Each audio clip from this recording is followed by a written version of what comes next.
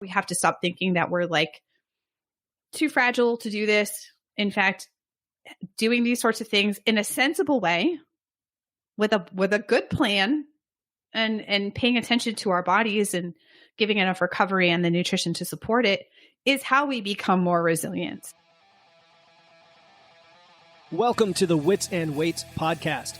I'm your host, Philip Pape, and this twice-a-week podcast is dedicated to helping you achieve physical self-mastery by getting stronger, optimizing your nutrition, and upgrading your body composition. We'll uncover science-backed strategies for movement, metabolism, muscle, and mindset with a skeptical eye on the fitness industry so you can look and feel your absolute best. Let's dive right in. Wits and Weights community, welcome to another episode of the Wits and Weights podcast.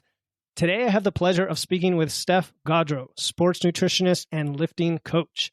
I learned about Steph through her podcast, Fuel Your Strength, and I was immediately drawn in by her practical science-backed advice for women over 40 who want to step into their strength, and her philosophy that, quote, lifting weights is a catalyst for a more expansive life. Ooh, that's so good. In today's episode, we're getting into lifting, performance, and nutrition for athletic women over 40. And if you think you're not an athlete, think again. Steph will teach you about low energy availability, workout nutrition, carbs, protein, and of course, why you need to be strength training. We will address gym intimidation, the unique challenges for women over 40, and of course, the emotional and mental side of it all. Steph Gaudreau helps athletic women over 40 fuel themselves better, get stronger, increase their energy, and perform better in the gym. In her best-selling book, The Core 4, she details a 4-pillar approach to getting stronger, embracing your body, and owning your power. Steph is trained in biology and human physiology and is a certified sports nutritionist from the International Society for Sports Nutrition. She's also a USA weightlifting sports performance coach. Her podcast, Fuel Your Strength, started in 2015 and has over 4 million downloads. Steph, welcome to the show. Thanks so much for having me. I appreciate it. So one story that you shared on, I think it's maybe on your Instagram profiles, that 11 years ago, a nutritionist said that you had, quote, surprisingly low food intake considering your volume and performance level. You said you were struggling with mood swings, soreness, nagging injuries, and that was a catalyst for learning what was going on with your body and then eventually helping and educating other athletic women. So tell us more about that wake-up call and then what it led to. Oh my gosh. Okay. I'll try to keep it succinct because I know we have a lot of content to get through, but I've been an athlete my whole life, participating in everything from childhood team sports, all the way up through competing at CrossFit regionals, triathlons, all sorts of stuff. So I've been in it and done a lot of things, and really no one ever sat me down and said, you need to make sure you're eating enough and this is how you do it.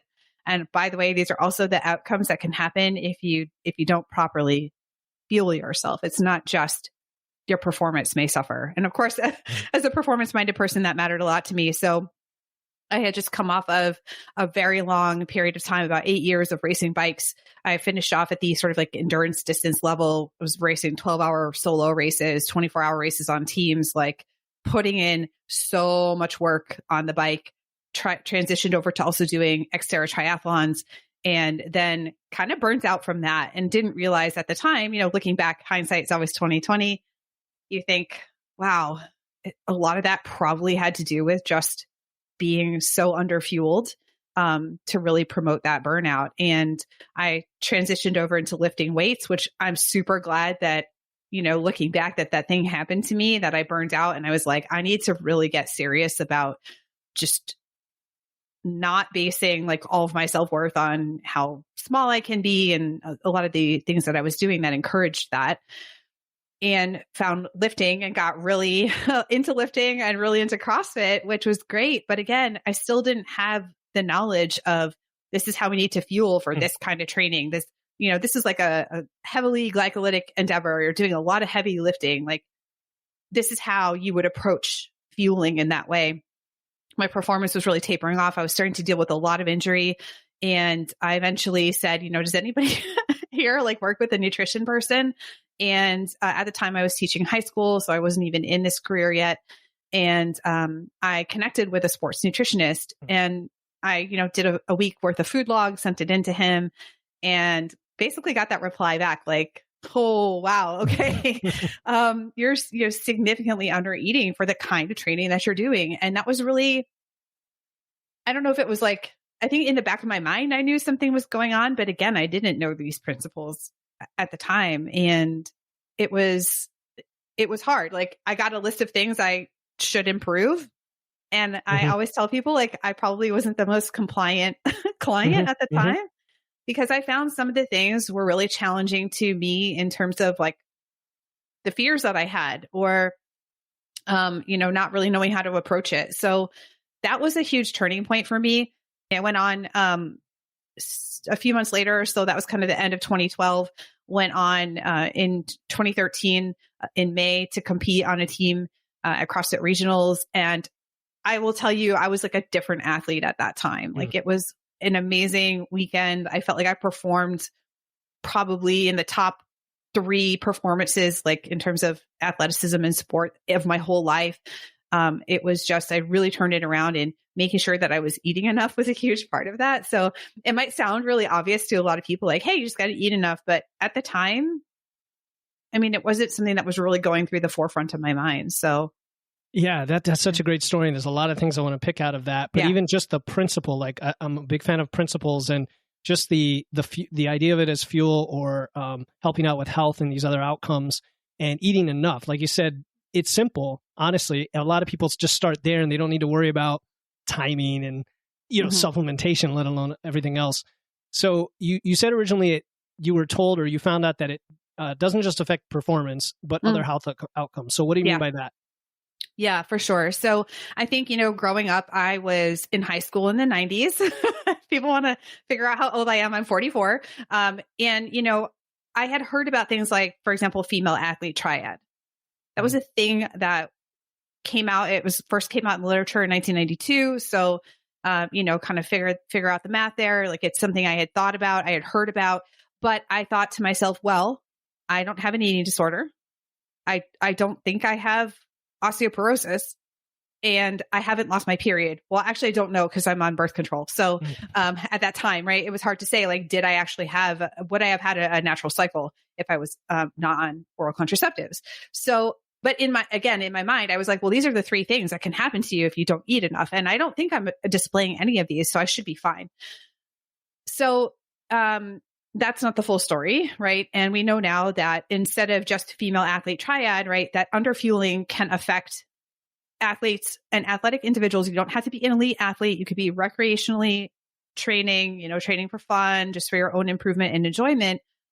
But that underfueling affects all people, regardless of sexual, assigned at birth, male, female, et cetera, and can affect all these different levels of athletic individuals. So instead of just the female athlete triad, the symptoms of low energy availability and sort of the outcomes of low energy availability were expanded into something called RED-S. So relative energy deficiency in sport. The IOC came out with kind of their first statement on this in 2014, and then it was updated in 2018. And now more people are becoming aware that it's not just performance aspects that are going to take a hit if you're in this chronic low energy availability state. And you don't also, by the way, have to be a woman for this to affect you. So we see, things happening in all athletes. So it's not just about performance. So we might have issues with our immune health, issues with our digestive health, issues with our psychological health. It's really across the board that we may start to see symptoms in what's going on as a result of underfueling. So low energy availability being the driver. And that doesn't always mean that you're, intentionally under eating either, right? You could just have picked up a little bit more training. Maybe you're training for something new and you don't realize how much more energy you're expending. So you may not be purposefully under eating. But of course, you may see that there are outcomes because you don't have enough fuel coming in once you've accounted for your activity level, which is what low energy availability really is, to maintain the optimal health of these other systems, right? So reproductive system, bone health, right, are some of the common ones that we might know about, but this really can be a system-wide or across organ systems outcomes that people are dealing with and may not even know that it's down to the lack of energy intake. Yeah, and that's huge because we often try to overcomplicate things when it comes to our health, that we need to address these 10 or 15 issues. And you told us a story about both the mental side of this, like when you're talking about being focused on being small, right? Or how small you can be, and transitioning away from that, transitioning from high endurance sports to more strength focused, even though they were highly glycolytic, right? Requiring lots of energy, for people who aren't familiar with the term, right? Glycogen and so on. And then men and women both face this. Now, do you find that it's women predominantly that have this issue in particular? Because so you've got people who are overweight, right? Or think are overweight, or whatever term we want to use, that may have been gaining weight slowly over time. And then we have people that are maybe underfed. And then we have people who are sedentary versus active in both those states. So where do we break it up and categorize those different things in terms of the low energy availability you talked about? Well, we really had to look at our activity level as kind of driving, part of what's going on here. So we have our basal metabolic rate, right, which is the amount of energy that we're going through if we were completely bedridden or lying down all day long. And this is such a simple concept, yet very misunderstood, right? In that our bodies are requiring energy to run all of our background processes, even if we're doing nothing. A lot of times we associate, I went and exercised. So people will say things like, I went and exercised. So like I quote unquote earned like this treat or this dessert, right? We have a lot of transactional relationships with like, I exercise, therefore I can eat more, or I'm like burning off that cheesecake. I mean, if we had $1 for every time we've heard those sorts of things, but we need energy even if we're purely at rest. So we have our basal metabolic rate. Then we have things like our non-exercise activity. So, fidgeting, I'm moving around here, moving my hands, lifting up a fork. I mean, getting dressed, like putzing around your house, all those things, non-exercise activity. We have our purposeful exercise, our purposeful activity, right? So we're engaging in actual structured exercise. And then we have our thermic effective food, which is the small, relatively small amount that we're using energy to actually digest and assimilate the food that we're eating. So when we look at those things, like what can we shift the most? So we're talking about the difference between somebody, say, sedentary versus somebody highly active. There's could be a few things going on here. The bigger our body is, the more energy we are using. So that's something to consider. But when we're looking at what do we have a lot of direct control over, it is sometimes those non-exercise activity moments, I guess we'll say. So like how kind of active are we overall? And then are we engaging in exercise, and like what is the intensity and duration of that? So we still have a baseline energy need, and then we're going to be layering more on top of that based on those other factors. And I think that that's something where people can sometimes get a little bit stuck in the weeds of like, am I doing more moderate exercise? Am I getting zone 2? Just a little bit of exercise, versus somebody who's has a highly physically active job, is on their feet, maybe they're a laborer of some kind, like they're going to be going through a lot of energy. So it's not always just in the exercise portion that we need to look, but I think that can give folks a pretty decent starting point to start kind of estimating where they're at. Sure. And then knowing, of course, if we're going to be doing something like strength training and trying to build up our muscle mass, like that means that, we're taking that longer view, but we are potentially adding more metabolically active tissue, like that will raise some of these energy consumption buckets, if you will. And we can actually use that to our advantage. Yeah, I sometimes talk about it as like increasing the size of the pie, right? When you build that muscle mass. You mentioned the word athlete a few times, so I definitely want to dig into that. That's a fun part of this whole thing, right? Yeah. You're a sports nutritionist, you're a lifting coach, you have a background in biology, background in physiology, and you apply all these principles to athletic women over 40. So now how do you define athlete in that context? Why women over 40 as well? I want to understand both aspects of that for you. Hey listeners, this is Philip Pape, and I'm excited to announce our upcoming totally free 21-day challenge starting December 1st.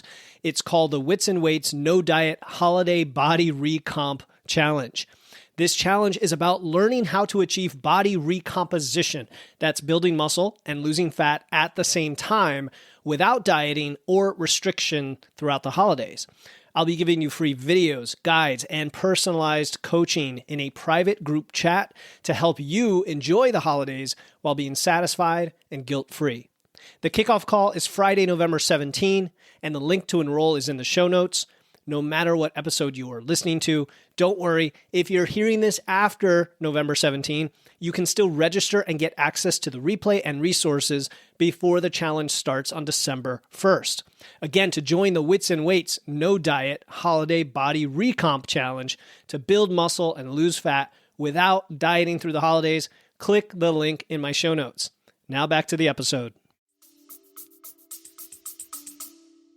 Yeah, for sure. So I think first and foremost, when it comes to the word or the concept of an athlete, there's a lot of gatekeeping around this term, frankly. And I've seen some hot takes on Instagram or the internet about like, oh, you're not an athlete unless you've ever competed in at least something in your life, or, oh, you're not an athlete unless you're at this level of competency, or, like let's say you compete on a national team or an international team. I mean, there's just so much. People want to label everybody. There's just so much debate. And to me, someone who's an athlete is somebody who's engaging in like intentional exercise, and you may have a goal in mind. Like you're showing up with purpose in what you do.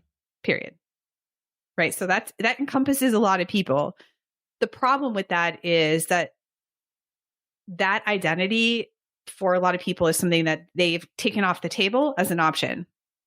Maybe when they were in high school, they had to do we had to run the mile presidential fitness test, all that stuff. And maybe you were like, I sucked at this. I sucked at running. I hated it. Maybe you had a coach that really was like, you're not good enough to be on this team. You're not athletic. I got cut from freshman basketball, so I totally get it. No one gets cut from freshman basketball, by the way. So yeah, I couldn't do a pull up when I was that age, and it was embarrassing, right? Or you had to climb a rope in gym class, and you failed, or like whatever that happens to be. A lot of people have taken that off the table, or we look up to elite athletes as setting the standard and saying, "Do you swim like Michael Phelps?" Probably not. So you're not an athlete, right? Or something. Yeah. Do you get paid to work out? Are you professional? Have you ever been to the Olympics?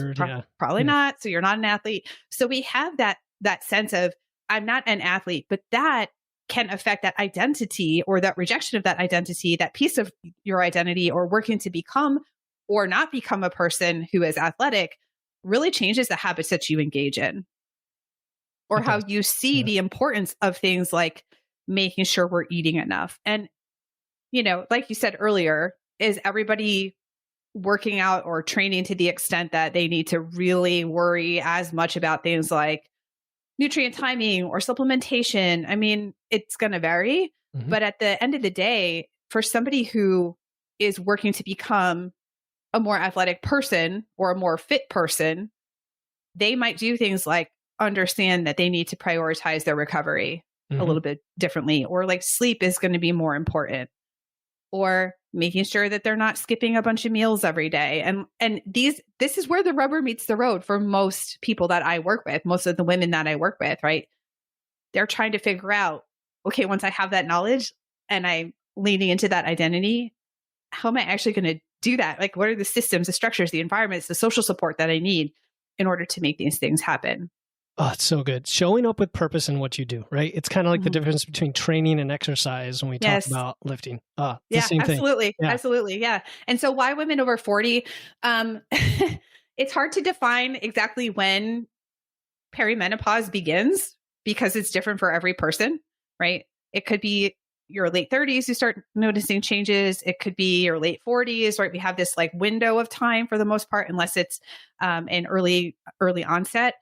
Which is a different kind of condition to deal with. But looking at that transition that we're going through, right? Going through a physiological transition from premenopause into postmenopause. And also the reason I say over 40 is there's just a lot of challenges that happen in this phase of life. Like midlife is no joke, right? So you might have mounting pressures at work. You might have shifting family dynamics. Maybe you have kids and your kids are getting older and they're like leaving the nest, so to say. Maybe they're like not leaving the nest and you have to deal with that. I don't know. Relationship challenges, those sorts of things. And then of course the biological challenges that are going to come with that and how it affects how people see themselves as well. So there's, a lot of continued body image challenges that women are dealing with, understanding how our training potentially needs to change. So we're looking at how do we, not necessarily make drastic changes, but how are we going to understand why we're shifting in the way that we are? And even things as simple as giving yourself more flexibility. Whereas before, when you were younger, you might have just been able to really power through no matter what, right? Or really just burn the candle at both ends and not pay as much attention to some of the other stuff like soft tissue recovery and some of the other things that we know we need. And then also, of course, looking at the muscle and bone elements as well. But, things are shifting and changing. And are we going to continue to just harken back to what we always did because it's familiar, which, by the way, change is scary and doing new things is scary. So we need support. But, are we going to just keep going back to what we did because it's the familiar, or are we going to evolve our training as we go? And that's the $1 million question. And it can be a very exciting new phase of your life. It really can. I mean, I'm 42, so we're similar age range, and I didn't personally focus on my health as much as I could have, should have, whatever, until I was almost 40. When the rubber hits the road, you're getting to this current turning point in your life, and like all the decisions of your youth are finally catching up. Like they really are. You made those decisions at a time when they didn't really affect you, and now they're kind of accumulating. But you have something that you can do about it, which is the empowering message that I think you have. And when you add like women over 40 into the mix, where there's other things that because of biological reasons and otherwise from hormones that can make it confusing and complicated, but you try to cut through that and help them move forward. So it's super inspiring. Let's talk about what do we want to talk about next? Let's talk about we talked about fueling your training. And the importance of just basic energy needs. But now let's go to the next level of importance beyond that, whether it's macronutrients, timing, carbs, protein, all that fun stuff. And by the way, for those listening, if you don't already listen to Steph's podcast, like you break these things down in detail each episode, like very clearly. So it's a like masterclass and all this stuff. Trying. So just for the different modes of training, what are the basic recommendations here? Yeah. So, I mean, I think if we're thinking about being over 40 in general, the first thing that we need to think about is our protein intake across the board. I mean, whether there's some variants, like, are you heavily into like endurance sports, ultra endurance sports, like how you slice and dice sort of your protein versus carbohydrate and fat is going to vary a little bit. But what we know for the most part from the research is like, if we're looking at aging and we're looking at things like basic protein needs, we're going to need more protein as we age, not less, which surprises a lot of people because they're like, maybe I'm not as active or I'm not lifting as quote unquote as heavy. But we, especially if we're going through the perimenopause into menopause transition, we're starting to see kind of a shift in the balance of, unless we're doing something about it, right, of more muscle protein breakdown versus muscle protein synthesis, the loss of estrogen and its effects on, muscle satellite cells and kind of getting nerdy about that science. And let's get one extra nerdiness on that.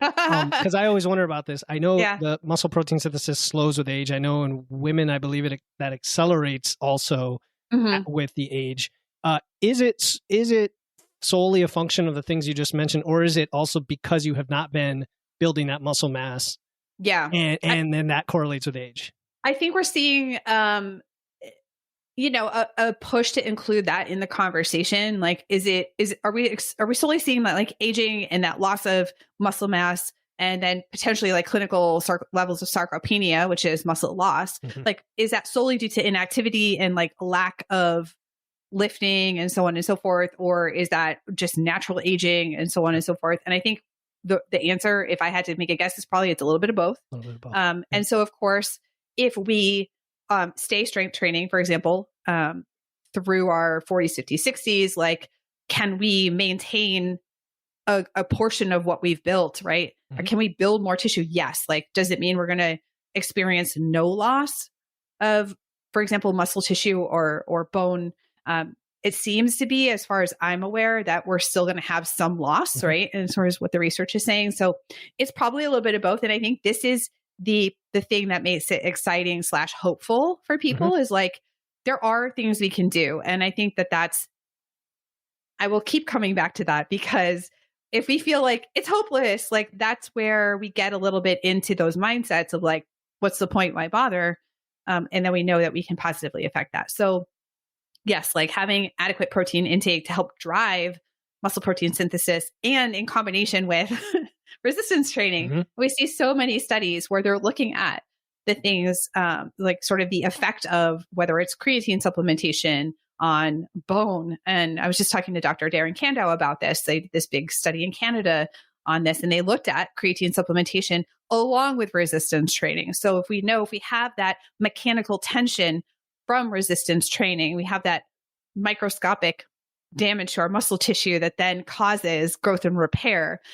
We have an adequate protein intake to support that, that we're going to see a better outcome. So, women in general, I think, again, what it comes down to for people is like not in the knowledge of like, oh, I need more protein, but then what does that actually look like? And how do I do that in all of the habits that I have? But yeah, looking to have that adequate protein intake. And, just like ballpark here, we're kind of looking in that 1.6 to 2.2 grams per kg body weight range.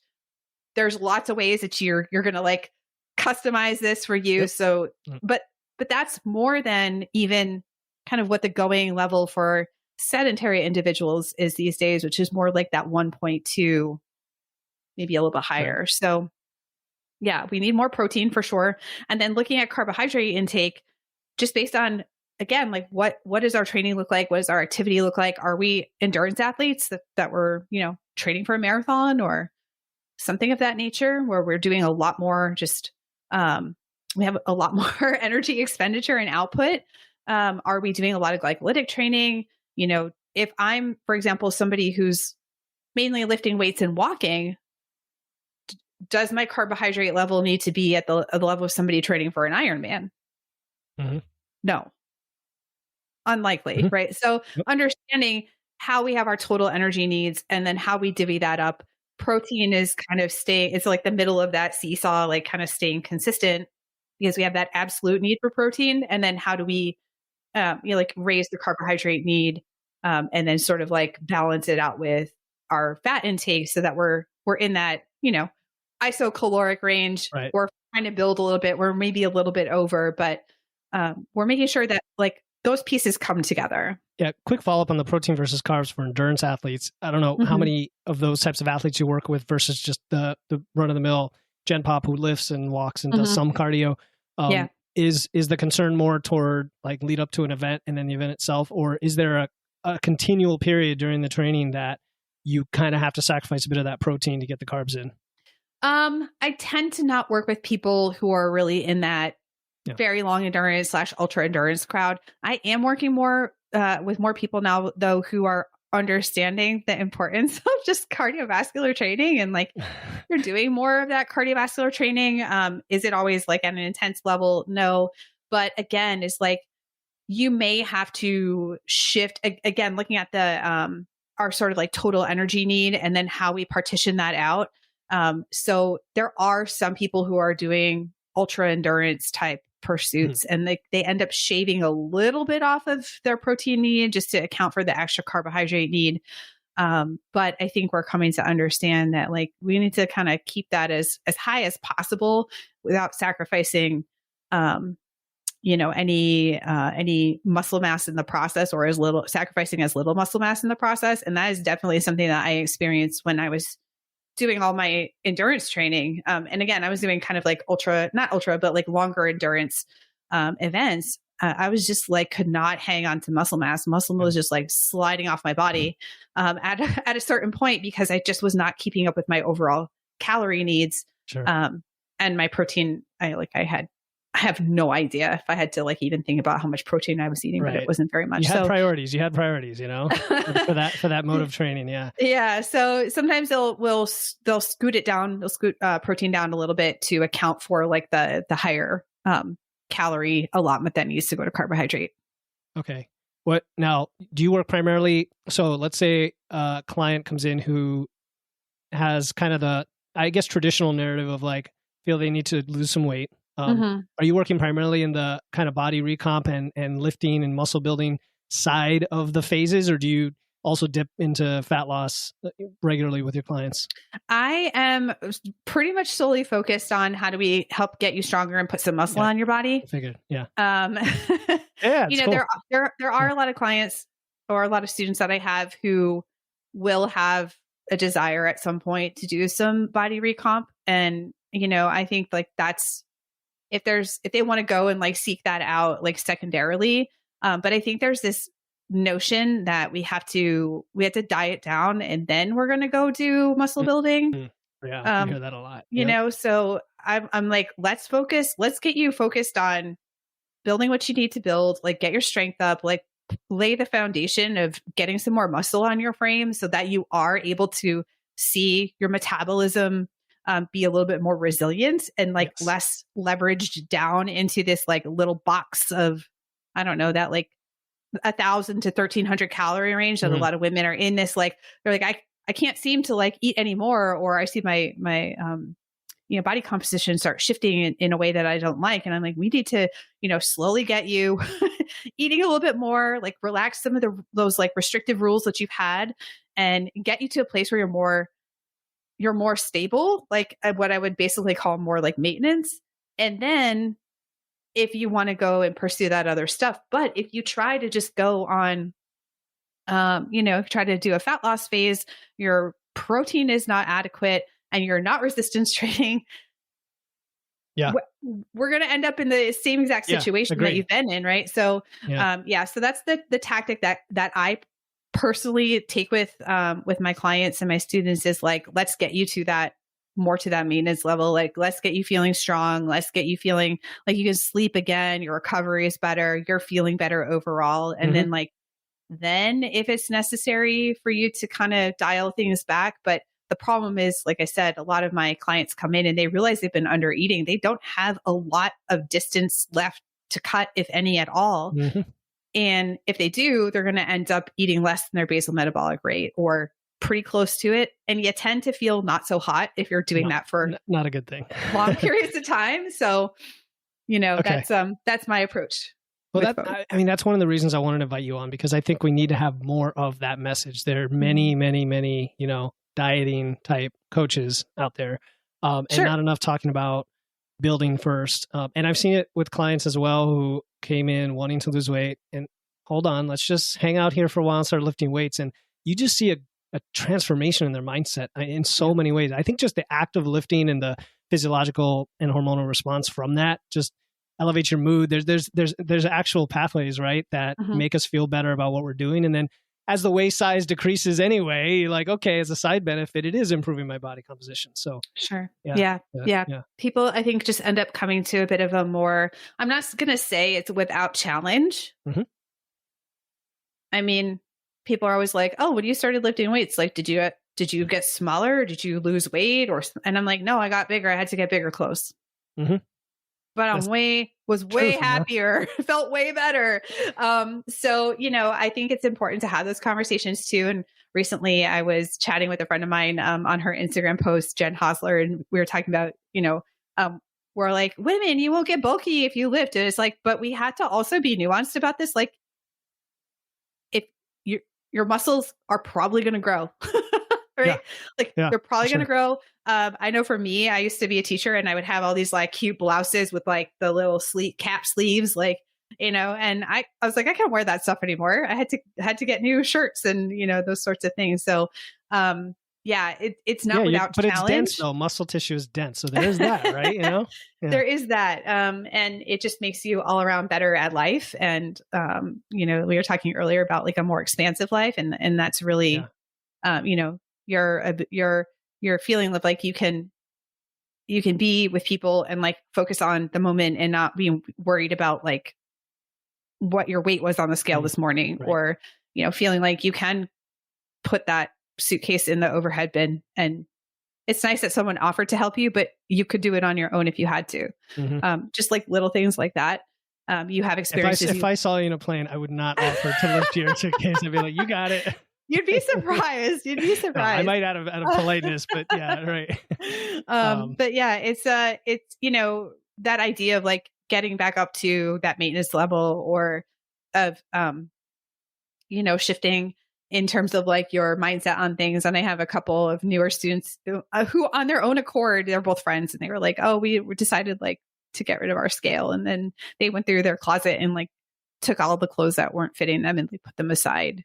And those sorts of things. And it is a shift in your mindset. It is a shift in like your approach. And especially if you've been used to being really restrictive, flipping that around and saying like, having an inclusive or an additive approach, or thinking about like, what can I include here that I haven't included before? Yeah. Is a different way of looking other things at things out by adding things in. Yes. Yeah, for sure. Hey, this is Philip, and I hope you're enjoying this episode of Wits and Weights. If you're looking to connect with like-minded listeners on their health and fitness journeys, come join our free Facebook community. It's a supportive space where you can share your experiences, ask questions, and access free guides and weekly trainings. Just search for Wits and Weights on Facebook or find the link in the show notes. Now back to the show. You mentioned much earlier when we started that when you started working with your nutritionist, you weren't entirely compliant because of fears and limitations. Is this what we're talking about? Yeah. So when he came back to me and we looked at my food logs, and I've like literally taken screenshots of these so people can see like I'm not just making this up. There was definitely a day in my week where I was like about 1,000 calories ish. There were many days where I was like 60 grams of carbs. And I'm training training for competitive level CrossFit. Yeah, and that's keto basically, yeah. But I had done so much. I had been eating so low carb for so long that was just kind of how it wasn't even just everybody's talking about you just need to like cut your carbs so you can be lean, which was one of the things I definitely I was like, I just still want to like stay lean. I was like really concerned about body composition, which again is we're talking about performance here, but also this like mixing this with aesthetics, right? So that's something to be aware of. But my carbs were really low. My protein was pretty low as well. And that just gave me an overall really low energy intake. And so the thing I was like running headfirst into was to change my protein intake, which is generally what I recommend for my clients anyway, is like, if we're going to start anywhere, like let's start with a little bit more protein and see how that goes. But when I kind of like went through this 3-phase approach to working with him, the next time we checked in, and he's like, so what's going on with this like carb intake? And I was doing a little bit better, but still far too low. I mean, again, it was like less than 100 grams of carbs a day. And you had to be in the 200s or something, right? Yeah. Like it was, it was definitely the thing that I was the most resistant to. And this was back in the day, like we weren't doing, we wouldn't have Voxer or WhatsApp check-ins or those sorts of things. It was like once a month I would email him with like the progress. So, I think what I needed was more support in terms of just talking through those challenges, those mindset challenges, or the beliefs that I had, or, even something as simple as, and he did talk about this like in the feedback, but again, you kind of need to talk to a real person and just work through it sometimes, or hear that other people are going through this, but is like, well, this is why we need carbs, especially in our post-workout and those sorts of things. But it was still scary because I had been in that like eat low carb for so long. That shifting that was a bit of a mental hurdle at the time. It took a lot of time. Yeah, for sure. Yeah, I hear what you're saying. And I've seen that as well. And it does seem to be more the case with women than men for whatever reason. Both the protein side with like meat eating habits, like men are happy to scarf down just tons of meat without thinking about it. There's a difference, right? And then the carbs, especially if you're conditioned with the low carb or the keto diets of late. And when you make that change, all of a sudden it's like, why is everything feeling better? Why am I sleeping better? All of a sudden I can lift more. It just spirals into good stuff. Well, I'll tell you this. Some of it is very cultural. And I've even had clients tell me that they would go out to eat, and this has actually happened to me. Go out to eat, you order, someone else brings the food out, and they give you the wrong dish. Like I've had, for example, I've gone out and ordered, a steak with potatoes or something, and my dining companion, who's a guy, ordered a salad. There you go. And they bring the salad to me, right? There's just assumptions. Or I had a client tell me one time that she was reluctant to eat all the food on her plate because she felt it would be emasculating to the person she was eating with. So we have all of these really baked in narratives about like, if you're a woman, you have to eat really dainty, tiny portions, and how that intersects with diet culture, and then how that affects how we eat as athletic people. And it's impossible to just talk about it in a silo when we start to pull back and see all those layers and how they affect each other. So I want to get a little bit into couple questions my community wanted me to ask you, because they were super excited that you were coming online. Or coming on the podcast. Just a couple, and then I have a few others then. One is about food intolerances. So, I've got clients, for example, with Hashimoto's, right, who have to avoid all sorts of things: gluten, grains, beans, dairy. It kind of sounds like the paleo diet that I used to eat in a way. You're even more limited. And that limits their carb options, which is exactly what we're talking about. Which is why I wanted to segue. It's like, okay, you want me to eat 300 grams of carbs. I eat almost no foods that can give me carbs. What do I do? This is tough. And I do have a lot of students who have food intolerances, clients as well. So like you said, whether it's dairy, which can make protein a challenge, or just harder, right? To limit your options, or, like you said, gluten containing grains. I think that the end of the day, you have to just find what works and run with that. And that could mean, for example, if you can tolerate, I don't know, we're talking about like tubers. So potatoes, sweet potatoes, etc. Like, let's get you as much variety within your limitations as possible, and work toward the most variety as you possibly can get. And understanding too, and I see this a lot with these, with individuals that have this challenge, is sometimes they gravitate a little bit, they lean into, I'll say, because of necessity, really fibrous, like fruits and vegetables as kind of the basis of what they're doing. And again, if they're doing long training, endurance training, or intense training, it's like, how do we get the density of carbohydrates that we need, especially around training? The digestibility, And so sometimes it's like, this food is just so high volume, which is, fiber is great, right? We need enough fiber. No, we need something else. But like, so it could be, for example, like maybe they're able to tolerate something like banana. So eating banana post-workout or something like that, instead of a fluffy salad, because the salad might have some carbohydrate in it, primarily from fiber or what you put on top of it. But maybe they're able to tolerate something like white rice. And so like looking for those options. And I have so much empathy for people who are in that position, because it's just a little bit more limited in terms of what they can oftentimes tolerate. But usually, if we work closely enough, we're able to sort of like explore other options. And I'll say this too, there were definitely foods I gravitated away from when I was eating more low carb, not necessarily because of necessity, but because like, that's just what you did. Right. And I would go through the grocery store and it was like, I couldn't even see these. Yeah. You just blanked it out. It just blanked it out. Right. And so I oftentimes have that conversation with people that are like, oh, I stopped eating fruit. Really? An entire group right there. Yeah. Right. So, potentially, could you add in maybe some fruit, or like I said, potatoes? I know so many people that were like, oh, I reintroduced them. I know on autoimmune protocol, I think that's one of the things you eliminate for a while, and then you can kind of welcome back in potentially and just test and see how you do. And there are some denser carbohydrate options that aren't like gluten containing grains for people.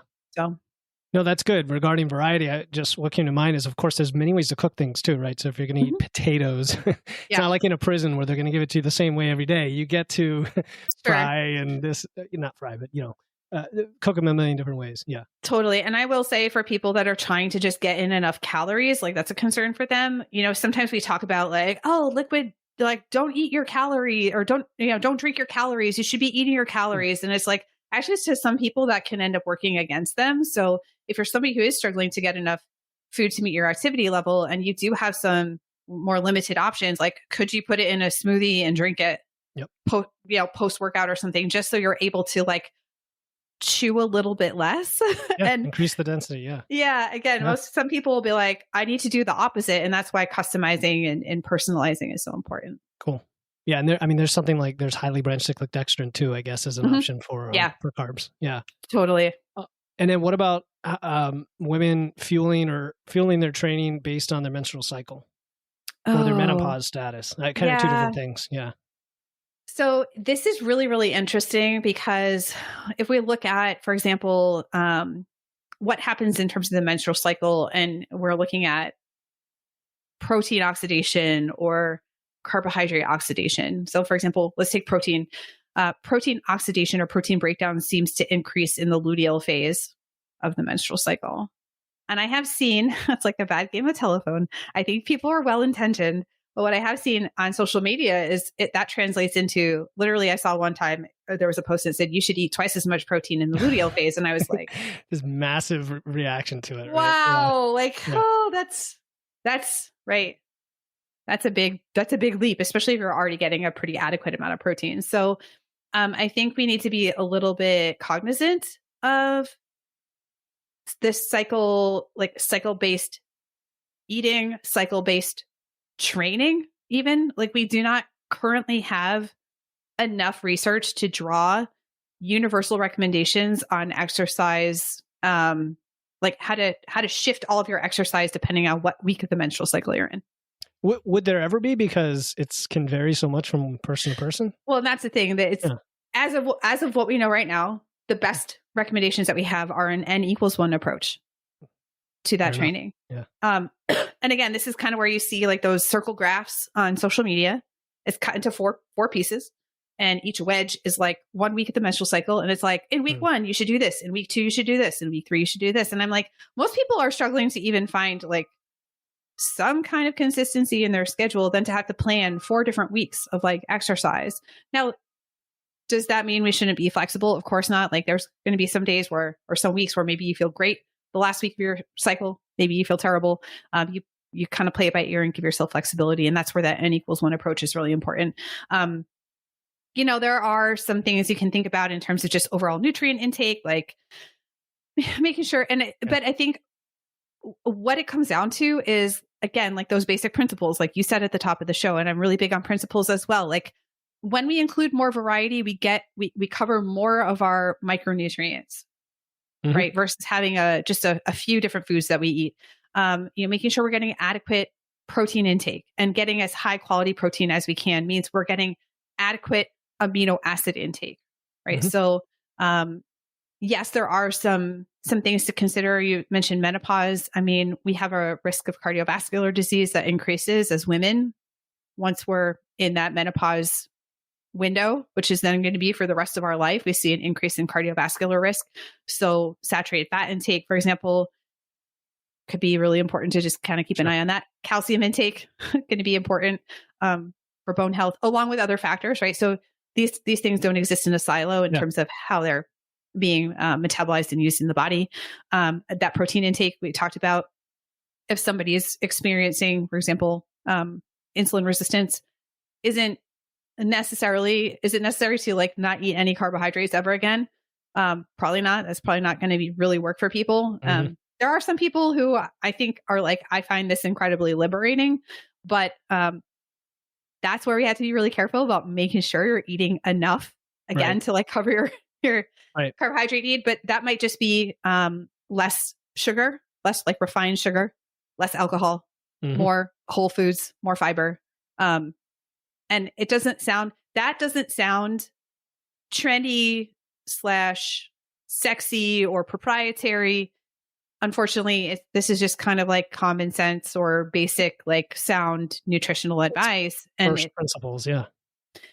And oftentimes people ask these questions and it's the wrong question because they may not be doing these other things first. Right. Well, and there are things like energy balance. So, if weight increase is a concern, is like, are we just how are we helping you kind of eat enough volume of satiating foods right? So that you're, not just constantly eating because you don't feel satisfied.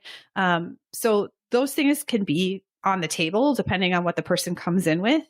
But I will say a lot of people who I run into in this category are also dealing with like food as an emotional coping mechanism, and other things that are more than just knowing how much food to put on your plate, which is again why that support and working with somebody who can help you tease through all these things can really be useful. Yeah, I agree. I mean, we can shout from the rooftops all the strategies, exactly what you need to do from A to Z, and you can have the answer to every single question. As you know, that isn't always enough when you're dealing with these other issues. So underlying all of this is being an athlete and aging, and how we maximize this phase of life is lifting, right? We haven't really talked too much about lifting like in specific, but let's do it. Yeah. So what are and I've talked about a lot on the show too, but I want to hear from you, like, what are the real big benefits of lifting, especially for women over 40? And then we can segue into some basic recommendations on getting started there. Yeah. So I think I mentioned earlier, we need enough mechanical tension as part of, how our muscle is actually going to like grow and repair and build. So it's important that we're lifting challenging enough weights. Again, like for a lot of people are like, I already know this, but lifting challenging enough weights so that you're able to have the stimulus to then you have your repair, you have your fatigue, you have your repair, and then you have your adaptation.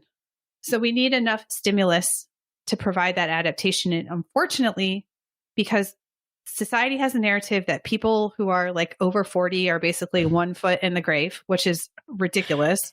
We should only do easy stuff. Sure. You should only do gentle exercise. This is going to hurt your joints. Like it's dangerous. It's going to hurt your back. You're going to get hurt. You've got a bad knee from, something that happened when you were 20. And of course there can be pain without injury and injury without pain. And that's all. A pain science is very complex, and I'm not going to pretend to be an expert in this, but disuse is also a huge problem.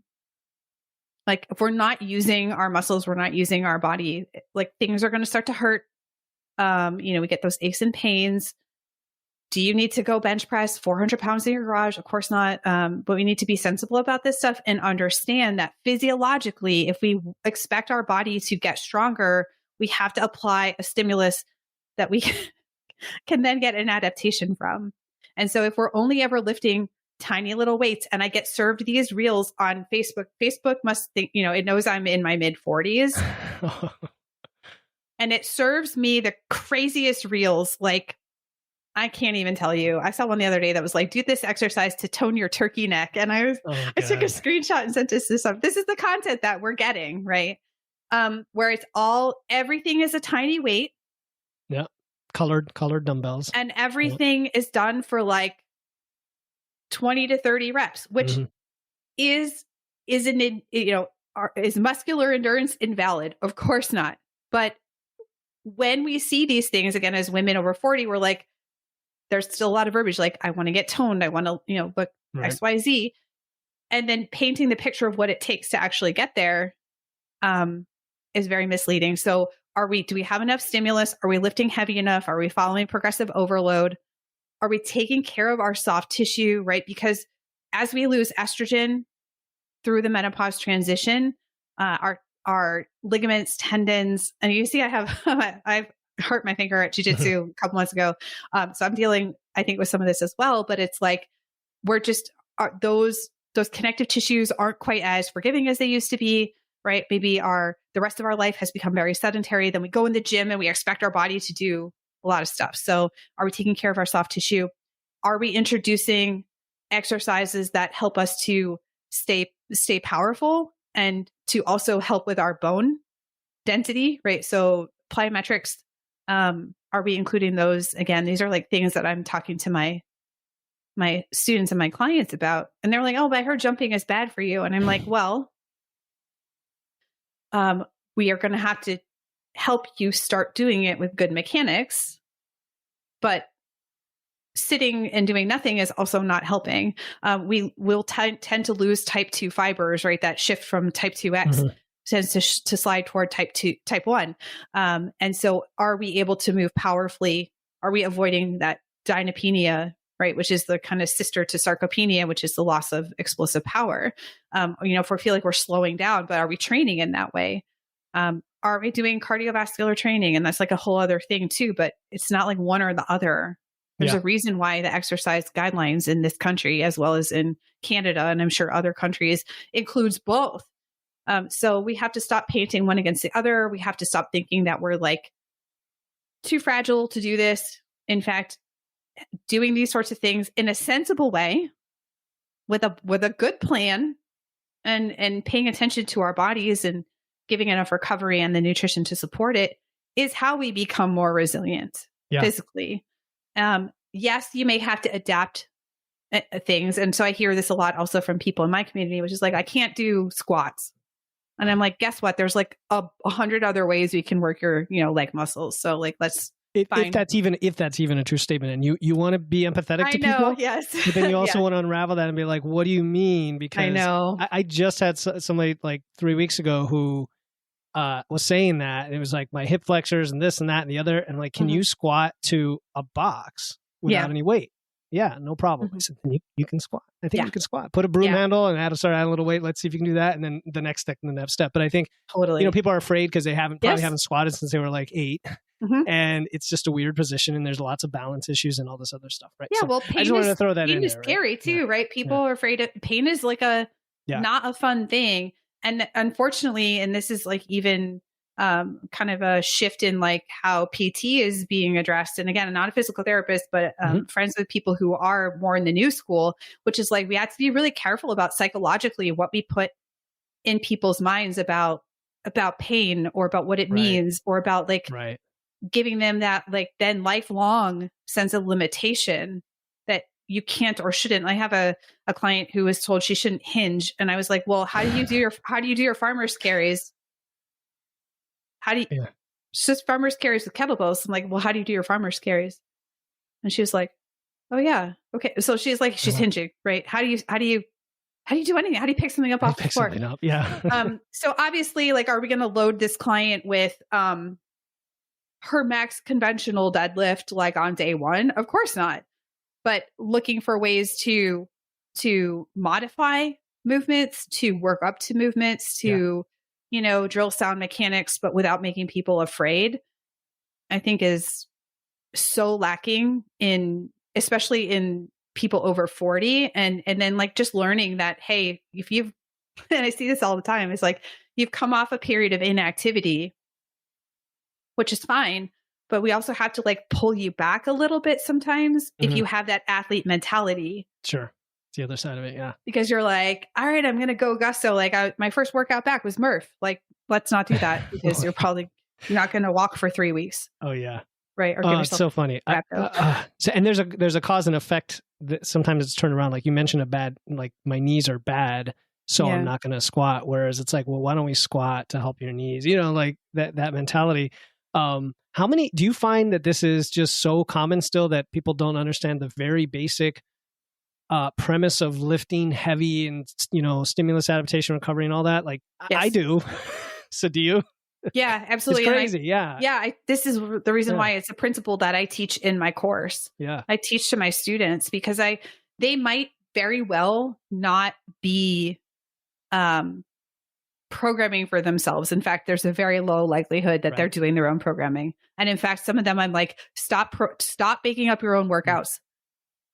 Yeah. Follow this plan or go work with this coach, because they're credible. And there's good coaches. There's even good templates. Just, stop Bulgarian split squatting 6 times a week, or stop heavy deadlifting 5 times a week. Like if it's truly heavy enough, you're not gonna be able to recover from it anyway, with that frequency. So, but I want them to feel empowered when they go into a gym, or they work with their coach or their trainer, or they see the workout of the day, that they're able to understand and rationalize also how the recovery pieces and the nutrition pieces fit in there, so that they're able to sometimes make that choice of like, you know what? Yeah, I haven't slept great in the last few days. Like I've been having hot flashes. It's keeping me up at night, or work has been bananas and I've not really eaten very well. Like I don't feel great. My energy's super low.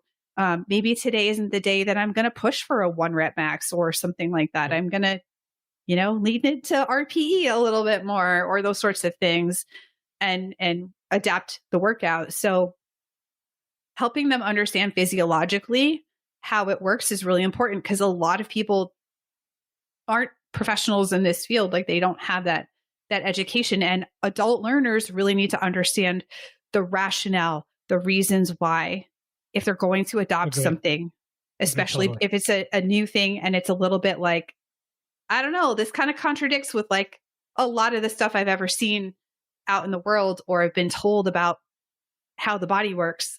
So I totally agree, because otherwise you're left in this this level of uncertainty where the information out there just comes in fast and furious. And if you don't know how any of it works, you're just going to pick something, right? By explaining it and saying, this is why this is the absolute, not absolute best, but really it is. I mean, there are some principles that are just superior, right? And with confidence, like we do on podcasts and like you do with your coaching and training, then they can, maybe do it on their own. That's cool. Or maybe get the help that they need. Yeah. So an hour has flown by really fast here, Steph. I've really enjoyed talking to you. Yeah.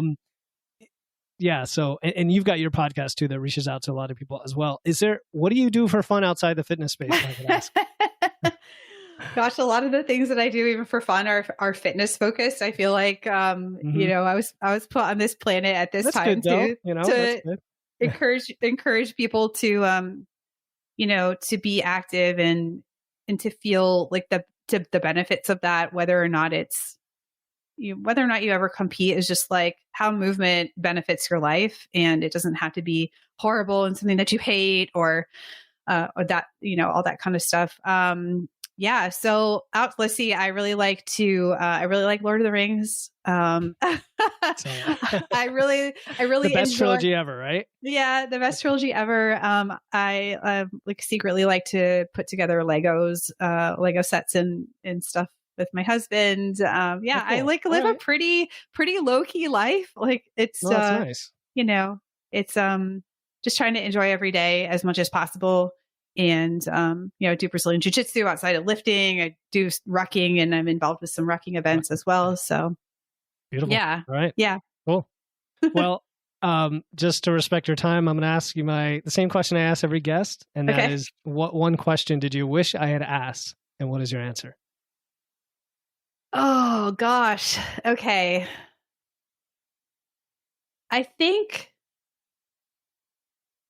one of the things I wish people would talk more about is this idea of optimizing, sort of like biohacking, and like what my thoughts are on that. So, it's really easy to see this list of like 18 things you're supposed to do before 8:00 in the morning. And, recently I made an Instagram story about, this concept of like, shouldn't drink coffee for 90 minutes upon waking and, those sorts of things. And yes, there's like a physiological basis to this, but the person I saw talking about it said like drinking coffee before then is literally pointless is the words that this person used. And I was like, wait a minute. So I think, we have to be a little bit careful sometimes in our zest to biohack everything because of a few factors. But one of the most important ones I think is like, we kind of miss some of the other strategies and principles, as we talked about, that are, even if we can nudge them a small percentage, are going to pay back dividends to like how we feel, our health and well-being, much greater than some of the little hacks and, optimizing things that we see that gain popularity, or they come back around like cold plunge or, like morning sunlight and red light therapy. Yeah. Like all these things, like they're, in a lot of ways, like there's a basis for these things, but for a lot of the more average folks that I work with, and I don't say that in a negative way. Like I consider myself to be an average person who just really likes fitness. I'm not incredibly gifted at any one thing and I don't get paid to work out. I think that sometimes we kind of see like what's hot and what's popular and think like, I feel a lot of pressure. Like I should do this thing too. And if I'm not, then I'm not doing a good enough job, or I'm somehow failing at this, or I'm feeling a lot of undue like stress or anxiety about having to do all of these things. And so I guess if you have like the money, it feels like real fun to you, and it's something that you're curious about, and it feels like it fits in really well with your life, that's cool. But I also want to encourage people to sometimes just like take a beat and think about like, am I doing some of these basics, and can I nudge these basics a little bit better first before I put a lot of stress and pressure on myself to have to like go through this list of biohacking things and optimize every single strategy. So yeah, I think that's just one that I'm seeing a lot lately. And I'm hearing from people is I feel that's like feel a lot of pressure to do all of these things. And I'm like, what if you did like 3 things and did them really well?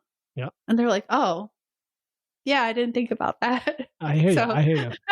Yeah. I mean, there's so many, like the grounding, and there's everything else. If you just did it all, you'd spend 4 hours a day just biohacking. Yes. You're right. It gives you this little bit of anxiety of like all this stuff. So I like what you said. The nutrition and strength pyramids, or there's there's similar models to that where supplements are at the top. Yeah. So biohacking would be like a beetle on top of the pyramid, like standing on the tip or something. Okay, cool. So where can listeners learn about you, Steph? Yeah, so you can check out my podcast. It's Fuel Your Strength podcast. Fun fact is that this week is the 8th anniversary of the podcast in its different iterations. So it feels like a really long time. So we have the podcast. I'm probably most active on Instagram, on social media. And then, of course, my website, stephgaudreau.com. Awesome. Those will definitely go in the show links. And yeah, you were super responsive to me, so I appreciate it. Yeah. It was awesome having you on the show. Thank you. Get a nice, refreshing take on women over 40, lifting, being an athlete, all this awesome stuff, fueling yourself. Thank you again for coming on the show. Thanks for having me. I appreciate it. Thank you for tuning in to another episode of Wits and Weights. If you found value in today's episode and know someone else who's looking to level up their wits or weights, please take a moment to share this episode with them. And make sure to hit the follow button in your podcast platform right now to catch the next episode. Until then, stay strong.